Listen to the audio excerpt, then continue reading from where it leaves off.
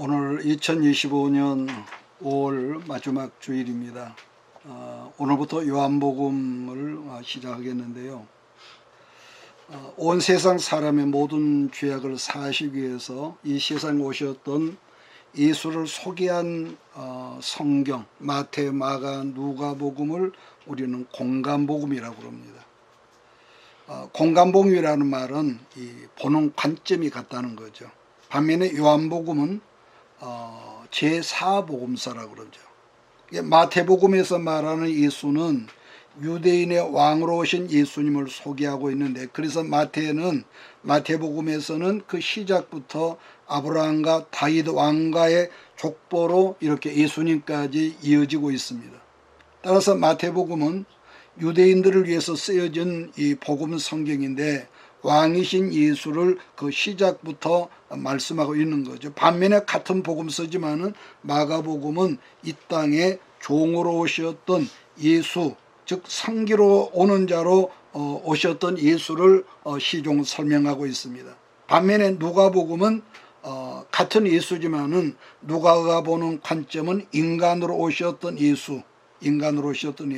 자, 그러다 보니까 누가복음에서는 예수님의 인간성이 여러 곳에 나타나고 있는데, 그 중에 하나를 예를 든다면은 민망히 여기셨다는 그런 표현이 있습니다. 또 그런가 하면은 불쌍히 여기셨다. 또 다른 하나는 다른 거 보면은 다른 복음서에 없는 탕자의 비유가 누가복음에 있죠. 또 양 99마리의 비유, 또 선한 사마리아 사람의 비유, 이처럼 누가복음 성경은 예수님의 인간성을 강조했다는 특징이 있는 성경이라고 볼 수 있을 것입니다. 그런데 요한복음은 그 시작부터가 다른 그 마태, 마가, 누가복음과는 전혀 다르다는 것을 보여주고 있는데, 그것은 똑같은 한 분 예수시지만은 요한복음에서는 시작부터 하나님이신 예수를 말씀하고 있다는 거죠. 그러니까 성경에서 예수라는 이름은 그 부모가 지어준 이름이죠.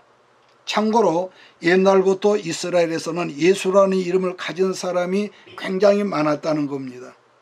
그 한 예에서 우리가 모세의 시종이었던 여호수아도 그 글자를 알고 보면은 이름이 여호수아, 예수 같은 의미입니다.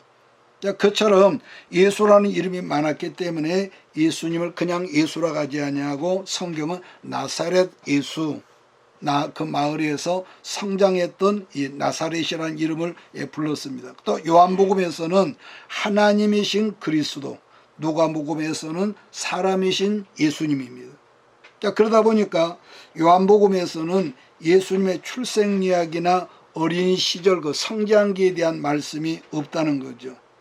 따라서 요한복음을 시작하면서 1장 1절이 시작되면서부터 태초에 말씀이 계시니라, 이렇게 요한복음을 시작하고 있습니다. 요한복음은 전체가 21장 아닙니까? 그런데 이 요한복음 말씀의 전체 주제를 네 가지로 봅니다. 이건 내가 말하는 것이 아니라 옛날부터 학자들이 그렇게 말했습니다.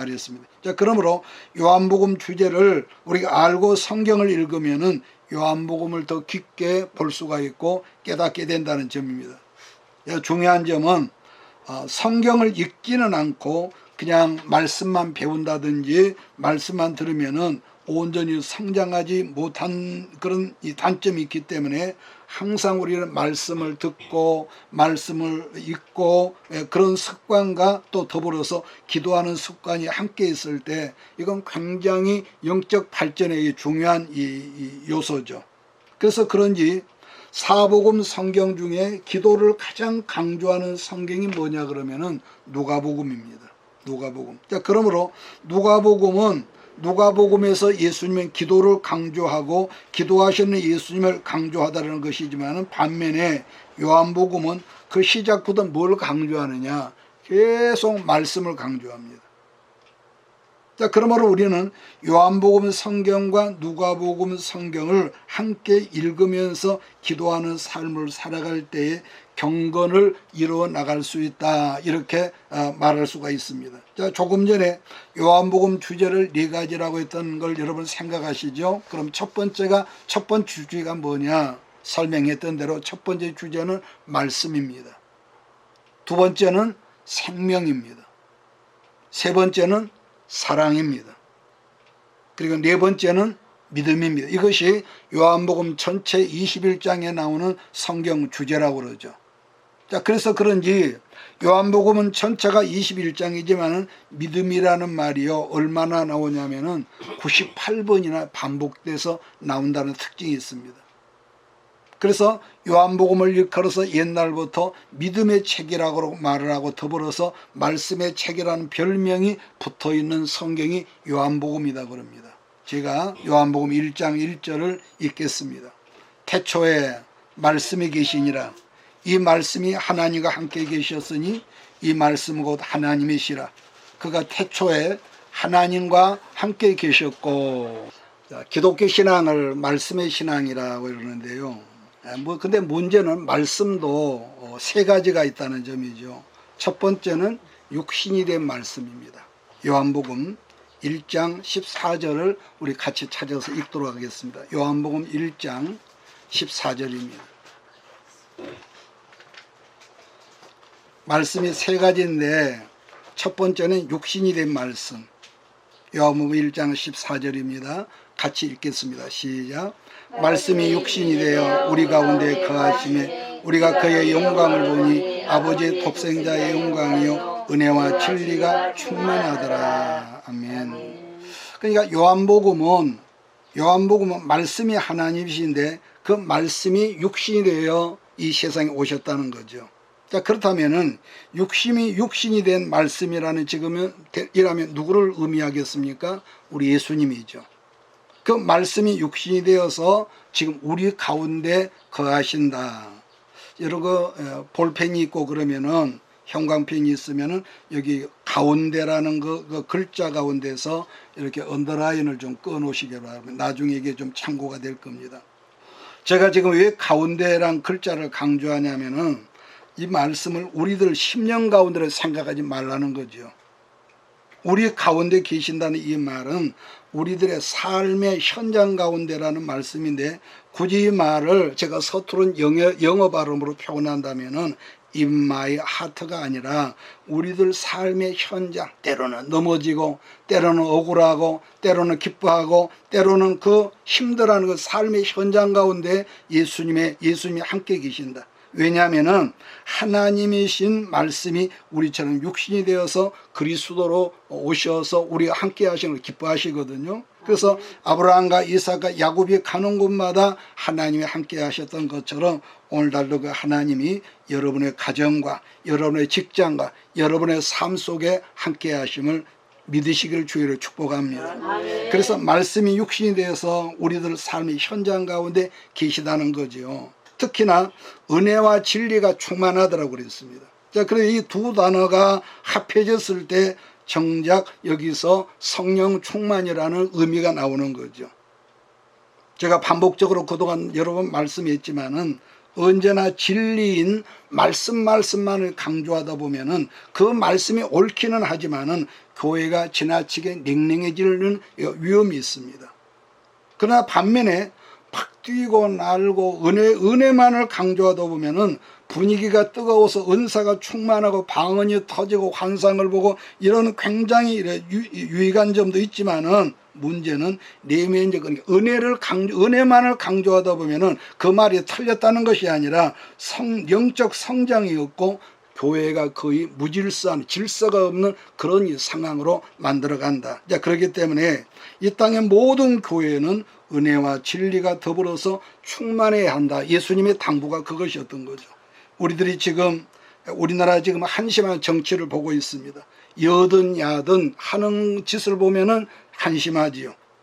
자, 그런데 언제나 모든 나라가 마찬가지입니다. 우파가 득세를 하면은 우파의 특징이 있거든요. 성장을 강조를 하죠. 반면에 사회주의 세력이 강한 좌파가 득세를 하면은 어떻게 하느냐. 여러분 지구상의 모든 나라가 마찬가지인데요. 좌파의 특성은 뭐냐. 성장보다는 나눠주는 것, 분배를 강조합니다. 이게 사회주의 특징이에요. 공산주의가 망하니까 사회주의가 지금 공산주의 옷을 입고 나왔잖아요. 그러니까 이런 점은 우리나라 국민의 한 사람으로서 지나간 우리 김대중 대통령이나 노무현 정부나 문재인 정부를 예로 든다면은 인도주의를 지나치게 강조하다가 우리는 많이 퍼져 복지는 발전했지만은 그러다 보니까 어떻게 되나 국가 부채가 1,000조 원이 넘는다는 이런 우리가 그 비극적인 말을 듣는 거죠. 그래서 그런 점에서 이번 대통령은 제 개인적인 관점으로는 우파 대통령이 되고 그 다음 대통령은 좌파가 되면 좋겠다. 제 소견은 그렇습니다. 왜냐? 그래야만이 나누어졌던 국민 통합도 되는 것이고 또 좌우가 함께 더불어서 한쪽만을 강조하면은 나라도 교회도 가정도요. 이게 비전이 없습니다. 그래서 하나님도 주의 종들에게 말씀하기를 좌로나 우로나 치우치지 말라고 당부했던 걸 우리가 기억하지 않습니까? 왜냐? 그래야만 국가도 교회도 가정도 균형 잡힌 이 질서, 균형 잡힌 이 신앙이 되기 때문입니다. 그래서 한 가정에도 우리가 돈이 아무리 많아도 아버지가 진리 쪽으로 기준을 딱 세워놓으면은 어머니는 은혜를 지향할 때에 아버지가 자녀가 잘못할 때 아주 날카에 꾸짖으면은 엄마가 가서 아이를 안아주면서 아버지가 너를 사랑해서 위로해 주는 거. 이게 바로 은혜와 진리가 균형을 이루는 이런 점이 건강한 가정이요 건강한 이 교회라는 거. 이게 같은 말이겠지만은 하나님의 교회도요. 지금 설명 어느 한쪽으로만 우리가 치우치다 보면은 그 교회의 말씀이 아무리 좋다고 할지라도 또 뭐라 합니까? 아무리 은혜가 충만하고 불이나 쏟아지고 뭐 안진병이 일어나고 은사가 나타난다 할지라도 한쪽을 강조하는 교회는 결국은 교회는 똑같은 교회지만은 세상으로도 욕을 먹게 되는 이 교회 쪽으로 이렇게 흐르고 만다는 것입니다. 그래서 앞으로 이 요한복음만 아니라 이번부터 요한복음을 시작했는데 요한복음만 아니라 그런 점에서 이사야나 창세기나 로마서나 또 출애굽기를 이렇게 번갈아 가면서 계속 이 시간 제가 말씀을 살피겠습니다만은 요한복음의 특징 중 하나라면은 각 장마다에서 발견하는 것은 변화를 강조하고 있어요. 변화. 첫째는 육신의 사람에서 영의 사람으로 변화하고 땅의 사람에서 하늘의 사람으로 변화하는 것을 요한은 그렇게 말씀하고 있죠. 그래서 요한복음의 첫 번째 변화는 요한복음 1장 40절입니다. 요한복음 1장 40절 요한의 말을 듣고 예수를 따르는 두 사람 중에 하나는 시몬 베드로의 형제 누굽니까? 안드레입니다. 본래 안드레는 예수님의 제자가 세례 요한의 제자였는데 어느 날 예수를 만나고 난 다음에 이분이 우리 민족이 대대에 기다리고 기대했던 그 메시아구나 하면서 자기 형 시몬을 예수님께로 데려왔다고 성경 그렇게 말씀합니다. 자, 그 다음에 요한복음 1장 42절을 보면은 데리고 예수께로 오니 예수께서 보시고 뭐라고 하죠? 이르시되 네가 요한의 아들 시몬이니 장차 게바가 되리라 하시니라. 게바는 번역하면 베드로라 이랬거든요. 여기서 중요한 것이 장차입니다.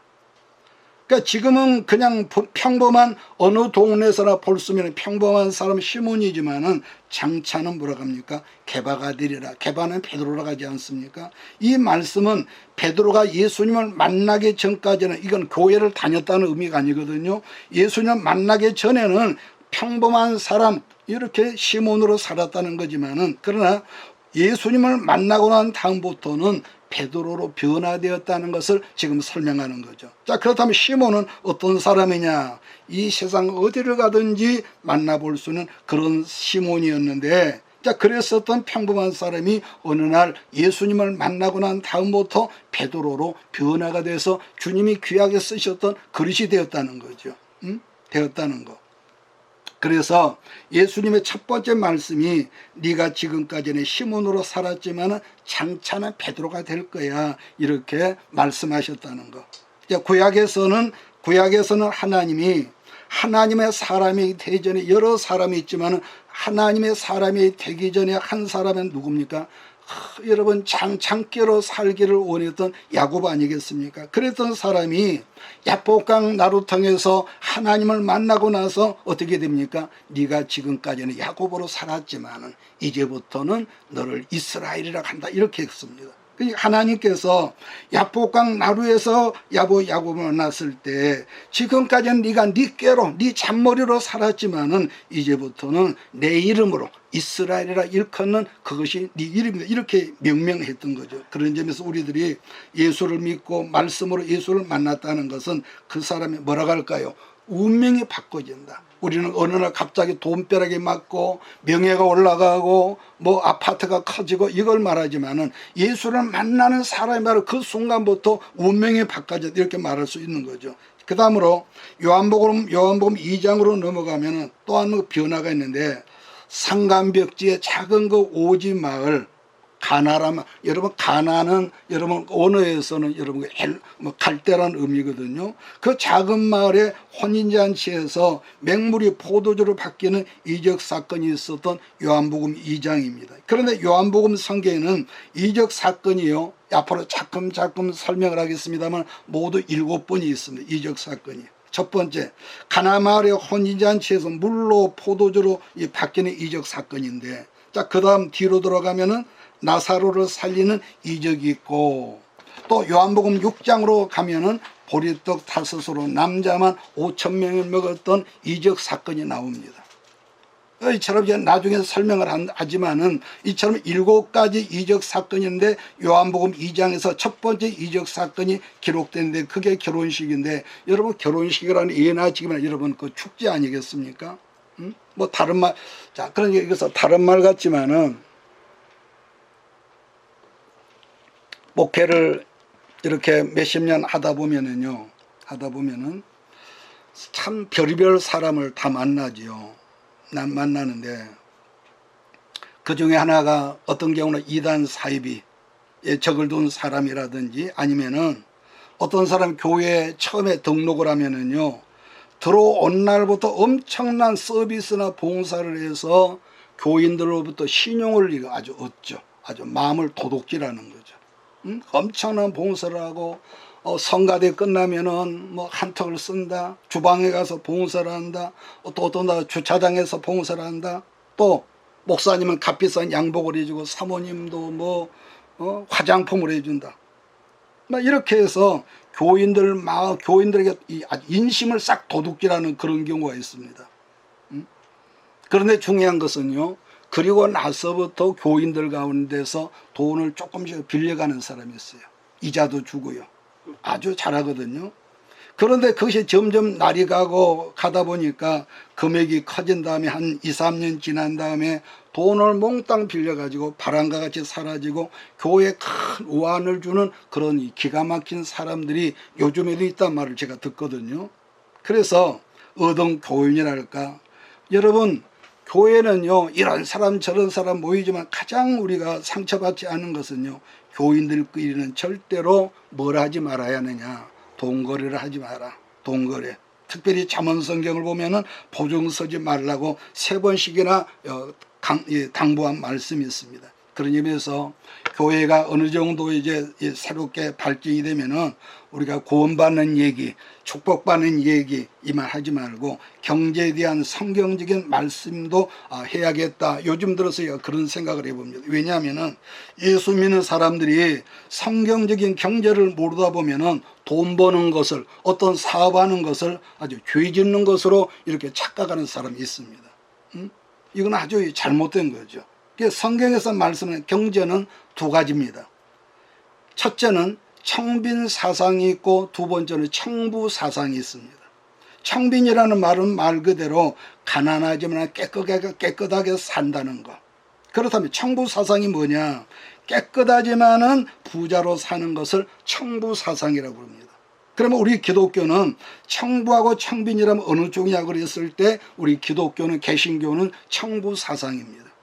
청부사 가난하지만 깨끗하게 산다는 종교는 불교, 도교, 특별히 우리 같은 기독교로 하지만은 우리 개신교보다는 캐톨릭 쪽이 이 청빈 사상이 더 강합니다. 그래서 전 세계에 우리가 토탈을 내놓고 보면은요, 우리 개신교보다도요, 천주교인들은 훨씬 더 가난합니다. 이거 뭐 틀림없습니다. 자, 그런 반면에 반복하지만 개신교회 쪽은 철저하게 뭘 강조하느냐? 청부를 가르칩니다. 대표적으로 한 예를 든다면은 영국의 감리교회를 창시했던 누굽니까? 요한 웨슬레 목사님 이분인데요. 웨슬레 목사님이 시작할 때부터 개척을 할 때부터 어떻게 했느냐, 모든 교인들에게 날마다 주일이면 강조했던 말씀이 여러분 똑같은데, 열심히 돈 벌어라, 열심히 돈 벌고 그 벌어진 돈을 너희들 욕심으로 쓰지 말고 하나님의 영광을 위해서 사용하라며 청지기 사상을 가르쳤는데, 그런 정신, 그런 사고가 성경적인 경제관이다. 이해가 되십니까? 아멘. 자, 이 말씀을 앞으로 계속 또 할 때가 있을 겁니다. 자, 그런데 사람들이 교회 생활을 몇십 년 하고 뭐 안수집사, 집사, 권사로 가면서도 성경적인 경제교육을 받지 못하기 때문에 자칫 자기 관점에서 우리가 예수 믿는 사람 돈 벌면 안 돼, 목사는 사업하면 안 돼, 이렇게 아주 죄 있는 것처럼 이렇게 매도를 하는 경우가 있는데요. 자, 말씀이 다른 곳으로 흘렀는데, 그래서 요한복음 1장에서는 물이 포도주로 변하는 것하고 시몬이 개바로 변하는 것을 아까 언급을 했지 않습니까? 자, 그 다음에 요한복음 3장에서는 니고데모와 이 대화가 나오지요. 그러다면 성경에서 이적인 표적을 주시는 이유가 뭐냐 한다면은 그 해답이 요한복음 여러분 2장인데요. 성경에서 표적이나 이적을 주신 이유를 두 가지라고 하는데, 그 대답이 요한복음 2장 11절입니다. 제가 여러분 찾아 읽겠습니다. 예수께서 이 첫 표적을 갈릴리 가나에서 행하여 그의 영광을 나타내심에 제자들이 그를 믿으니라라고 이렇게 말씀하고 있습니다. 첫째는 표적과 이적의 관점이 목적이 뭐냐? 첫째는 하나님께 영광 돌리는 것이고, 둘째는 뭐냐? 제자들이 그를 믿으니라. 그랬는데 사람들이 그러한 표적을 보고 믿음을 가졌다는, 믿음 약한 사람들이. 따라서 성경에 나타나는 모든 이적과 표적의 목적이 하나님의 영광, 사람들로 하여금 의심하는 사람은 믿게 하는 것. 하나님께 영광이고 사람들에게는 믿음. 다음은 요한복음 3장 1절입니다. 요한복음 3장 1절을 제가 읽습니다. 그런데 바리새인 중에 니고데모라 하는 사람이 있으니 유대인의 지도자라, 이렇게 시작을 합니다.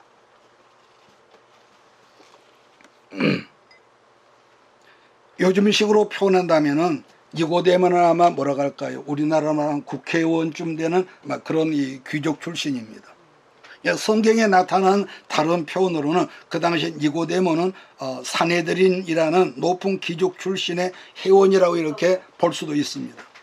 자, 그러한 신분의 사람인 니고데모가 캄캄한 밤에 예수님을 찾아와서, 젊은 예수를 찾아와서 한다는 말이 이름하여 뭐라고 할까요? 우리식으로 하면 신앙 상담을 한 것입니다. 자, 요한복음 3장 2절로 3절을 우리 한번 같이 한 목소리 읽겠습니다. 요한복음 3장 2절로 3절입니다.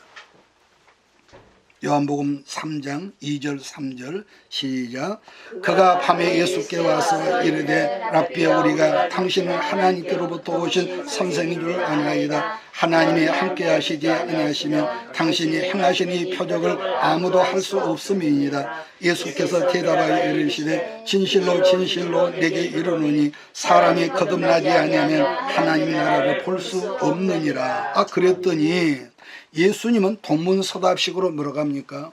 거듭나야 천국인 하나님 나라에 간다고 이렇게 떼뜸 이 말씀을 해줍니다. 그러니까 귀족 출신인 니고데모가 어안이 벙벙했지 않습니까? 한다는 말이, 아니 랍비여, 어떻게 늙은 내가, 어머니 모태에 내가 다시 들어갔다 나올 수 있겠습니까?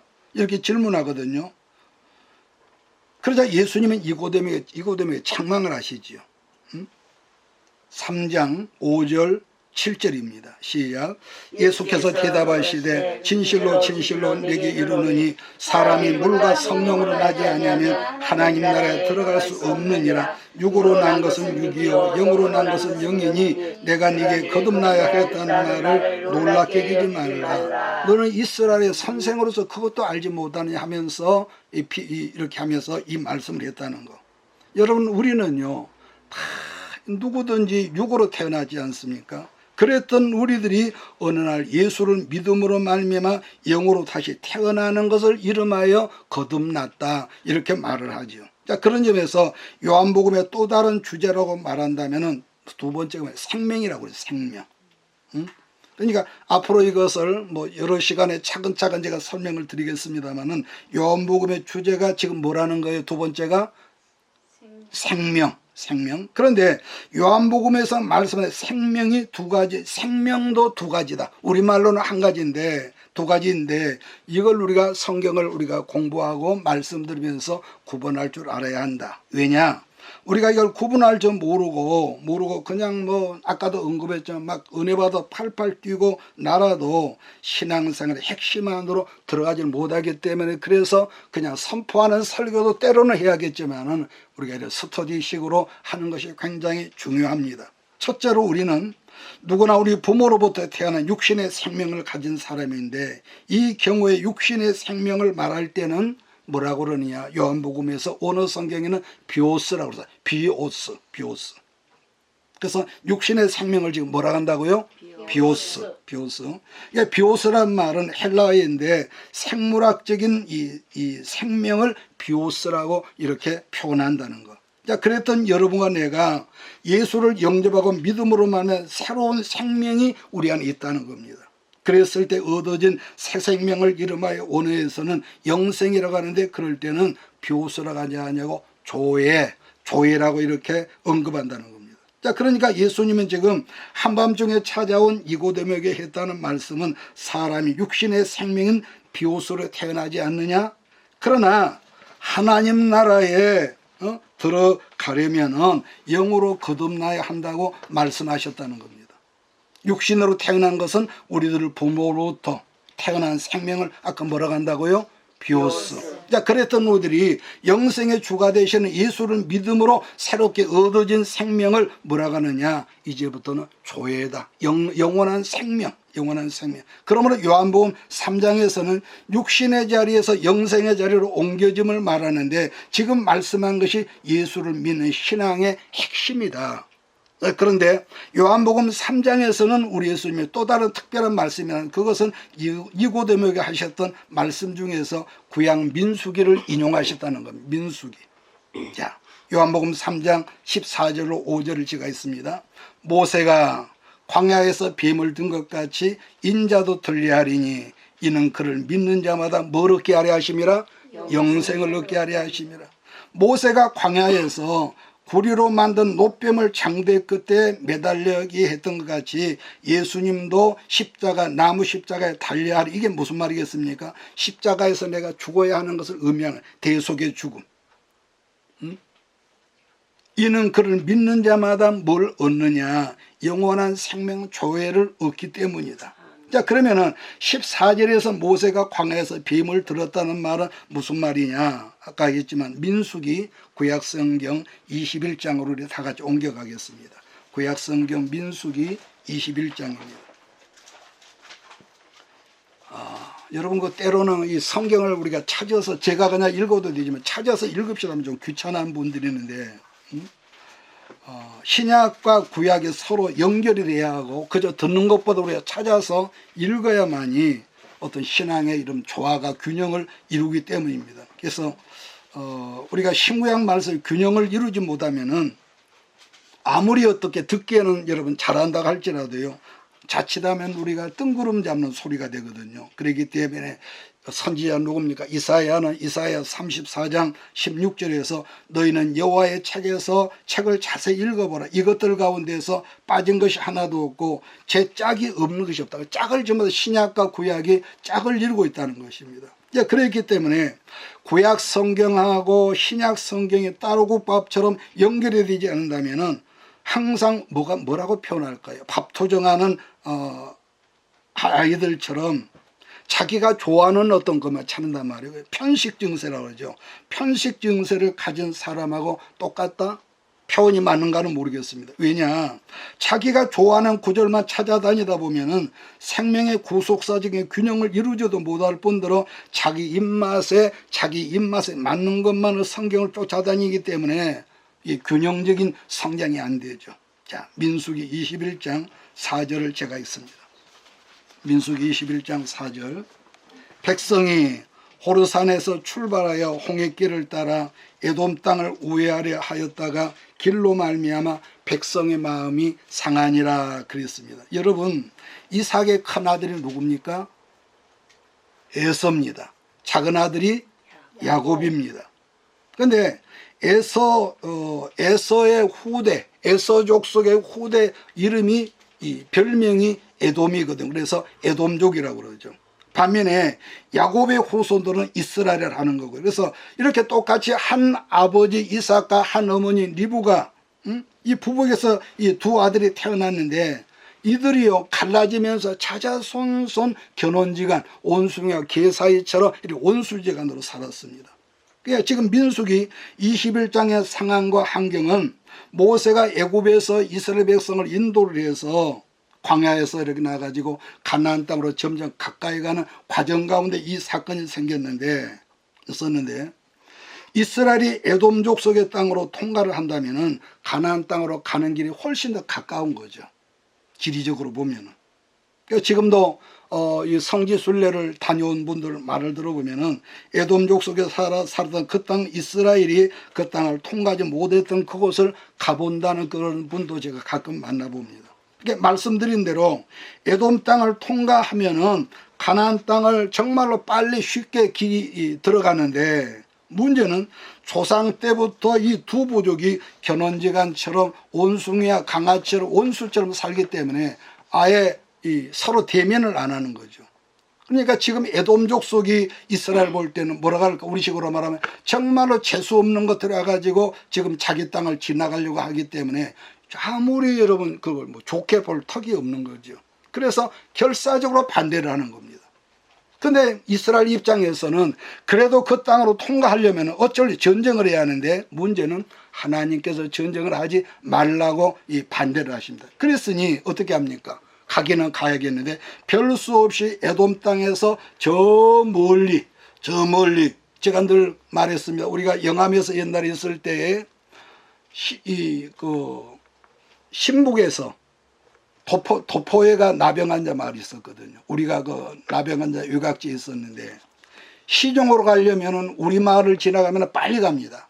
근데 그 나병환자 마을 있는 데를 치러가지고 저쪽으로 돌아서 가면은 1시간이 더 걸린다는 그 말 들었거든요. 이스라엘이 지금 그 상황입니다. 자, 그런데 문제는 지금처럼 고속도로가 있는 것은 아닐지라도 그래도 에돔 땅은 사람들이 살았기 때문에 일정한 여러분 길이 있었지 않겠습니까? 자, 그런데 길이 없는 엉뚱한 산지 지역으로 가다 보니까 길이 험한 거예요. 길이 험해.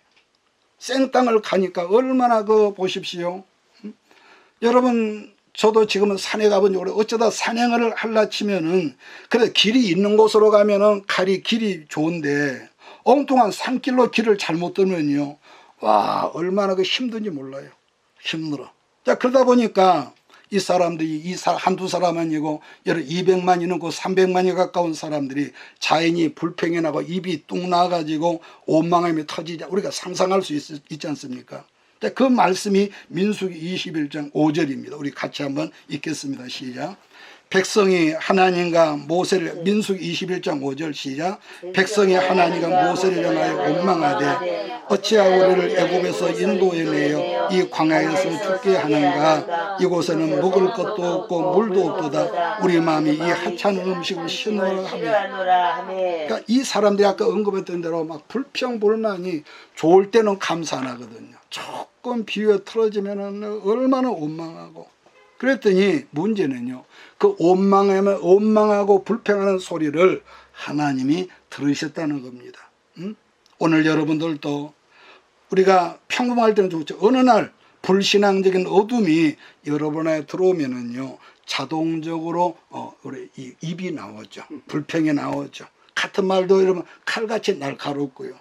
자, 그렇기 때문에 언제 어떤 상황에서도요 신앙이란 감사가 여러분 으뜸이 되어야 할 줄 여러분 믿습니다. 아멘. 그러나 신앙에 아무리 평소에 좋던 사람 신앙이 한번 고장이 생긴다면요 자동적으로 오토매틱이라고 그러죠. 자동적으로 나온 게 뭐냐, 원망과 불평. 좋을 때는 절대 감사도 안 하던 사람이.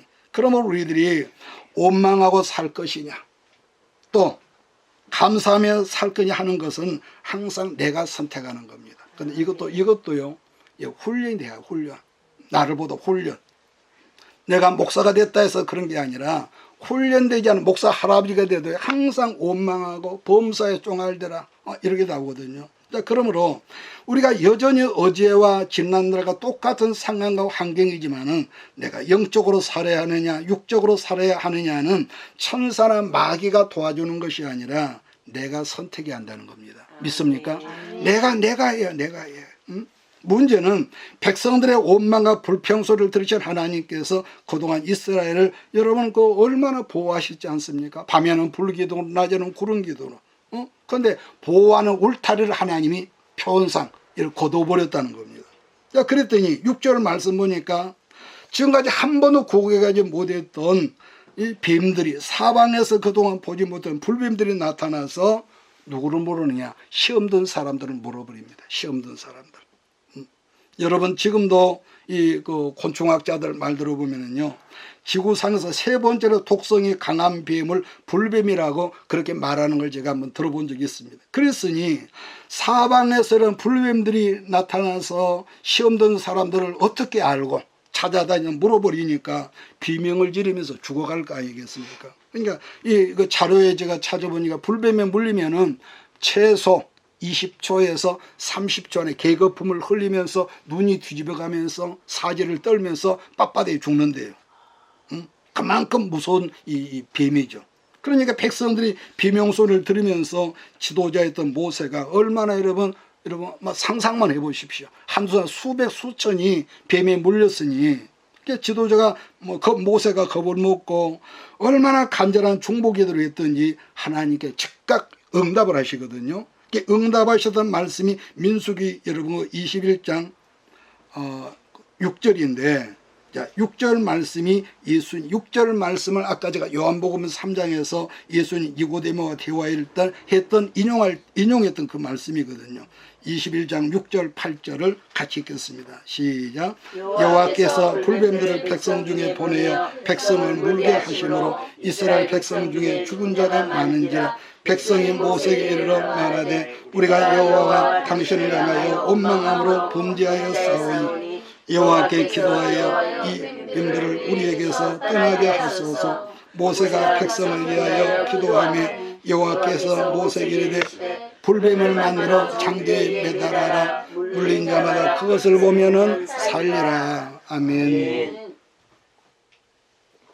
여러분 그날 많은 백성들이 뭘로 인해서? 가는 길로 인해서. 한 가지 불평이 나면은요, 먹는 것도 다 불평하거든요. 그래서 하나님과 지도자를 원망했더니 하나님이 들으시고 그 불평 소리를 아마 내 짐작입니다. 그 시나이 반도 광야에 서식하던 모든 불뱀들에게 집합 명령을 하나님 내리셨던 것 같아. 응? 우리가 옛날에 젊었을 때 예비군 훈련할 때 막 뛰어가고 그랬거든요. 응? 불뱀들 모여 그러니까 지금까지 가만히 있었던 불뱀들이 모래 속에 있다가 전부 다 이스라엘 진영으로 모여들었다는 겁니다. 문제는 하나님께 그때 시험 든 사람들 불뱀들에게 불뱀들 가서 물어. 하나님께서 시험 든 사람을 물라고 했다는 거죠. 그러니까 성경에 얼마나 많은 사람들이 독사에게 물려 죽은 숫자는 나와 있지 않지만은 엄청난 사람들이 죽었을 것입니다. 물론 그런 일이 있고 난 다음에 훗날 모압 평지에서 요단강 건너 보이는 거기에서 발람의 술책으로 이스라엘 남자들과 모압 여자들이 이 음란한 이 잔치를 했을 때도 함부로 연병으로 24,000명이 죽었다 했지 않습니까? 그러니까 그때나 지금이나 사람들은 평소 잘 나갈 때는 자기가 잘나서 자기가 똑똑해서 자기가 재수가 좋아서 아무런 문제 없이 형통한 줄 알지만은 그러나 다 이것이 하나님의 은혜고 은혜를 깨닫지 못하면 문제를 터지고 나면은 그때서야 어떻게 합니까? 회개하는 자를 쪼르르 달려와서 평소에 기도도 안 하고 맹실맹실한 사람이 하나님은 잘못했습니다. 이렇게 기도하면은 여러분 그렇기 때문에 우리들이 회개하면은 참 어떻게 우리 하나님은요 우리 식으로는 속도 없는 것 같다. 그렇게 뺑실뺑실 사람이 회개하면은 알았어 응답하시더라는 거죠. 회개하면은 하나님께 들으셨던 징벌의 해출이나 몽둥이를 던져버리더라는 거. 그러한 비밀을 일찍이 신령한 비밀을 알았던 선지자 호세아가 호세아 6장에서 어떤 말을 합니까? 오라 우리가 여호와께로 돌아가자. 응? 돌아가자. 여호와께서 우리를 찢으셨으나 도로 낫게 하실 것이요 우리를 때리셨으나 싸매어 주실 것이라 그런 말씀을 했습니다. 그뿐 아니라 요한일서 1장 9절을 보면은 만일 우리가 우리 죄를 자백하면 저는 미쁘시고 의로우사 우리 죄를 사하시며 모든 불의에서 우리를 그 다음에 기억하시며 깨끗하게 기억도 안 하는 깨끗하게 응? 이스라엘 백성들의 회개의 소리를 들으셨던 하나님 모세에게 어떤 처방을 주시느냐. 민수기 21장 8절을 보고 우리가 오늘 말씀 시간을 끝내겠습니다. 민수기 21장 8절 말씀은 독사에게 물렸던 모든 사람이 주셨던 그 처방전이죠. 처방전. 21장 8절로 9절을 보고 오늘 말씀 끝내겠습니다. 시작. 여호와께서 모세에게 이르시되 불뱀을 만들어 창대에 타라. 물린 자마다 그것을 보며 살리라. 모세가 녹뱀을 만들어 창뒤에 다니 뱀에게 물린 자마다 쳐다본 적 모두 살더라. 아멘. 여러분 성경에는 없는 말이지만은 뭐 저런 거 본다고 내가 낚았어. 응? 오늘날에는 옛날 잘난 사람 꼭 있지 않습니까? 응? 내가 그까지 높게 본다고 사느냐 한 사람들은 아마도 성경에는 없지만은 나는 죽었을 것이라고 봅니다. 그러니까 구리로 만든 노뱀을 쳐다보았다고 왜 뱀에게 물렸던 사람들이 그 뱀독에서 해방이 되냐인데 그게 바로 십자가에 달 예수를 바라보는 자. 신약적인 용어로 말한다면 십자가에 달린 예수가 내 죄를 짊어지고 죽으셨음을 믿는 자마다 죄에서 해방되니라. 이거가 연결이 되는 것이죠. 그래서 여러분 예수를 믿으면 영생을 얻어 산다는 말씀이 바로 그것입니다. 응? 반복적으로 설명하고 끝낸다면 나무 장대 끝에 매달린 구리뱀이란 뭐냐. 바로 십자가에서 내 죄를 대신하여 죽어주신 예수님의 뭐라고 할까 샘플이란 말씀인데 그날 예수님은 니고데모에게 결론적으로 요한복음 3장 14절 15절 말씀으로 구원받는 처방전을 주셨다는 것을 우리는 여기서 발견하는 거죠. 14절 요한복음 여기만 보고 우리 끝냅시다. 요한복음 3장 14절로 15절입니다. 요한복음 3장 14절 15절.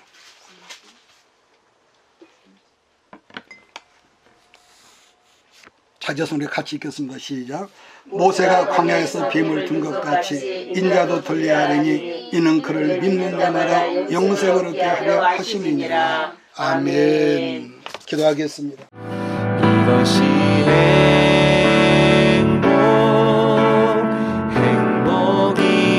행복이라고 세상은 알 수 없는 하나님 선물 이것이 행복이라오 하나님의 자녀로 살아가는 것 이것이 행복이라오